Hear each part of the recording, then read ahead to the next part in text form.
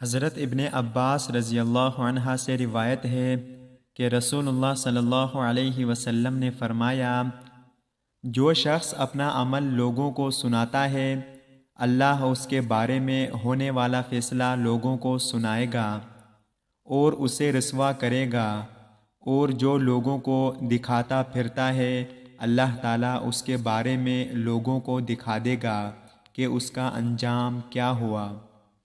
حضرت انس بن مالک رضی اللہ عنہ سے روایت ہے، کہا ہم رسول اللہ صلی اللہ علیہ وسلم کے پاس بیٹھے ہوئے تھے کہ آپ ہنس پڑے۔ پھر آپ صلی اللہ علیہ وسلم نے پوچھا، کیا تمہیں یہ معلوم ہے کہ میں کس بات پر ہنس رہا ہوں؟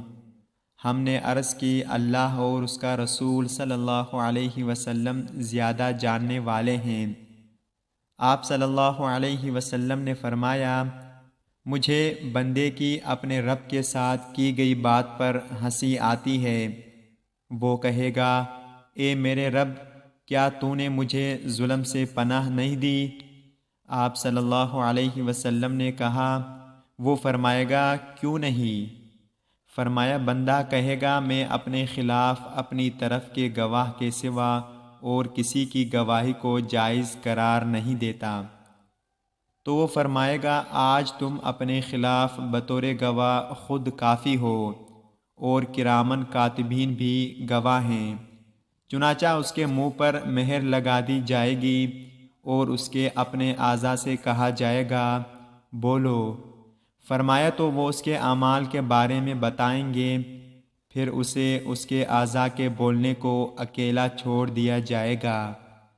فرمایا تو ان کی گواہی سن کر وہ کہے گا، دور ہو جاؤ، میں تمہاری طرف سے دوسروں کے ساتھ لڑا کرتا تھا۔ اللہ تعالی ہم سب کو ان پیاری احادیث پر عمل کرنے کی توفیق عطا فرمائے، آمین یا رب العالمین۔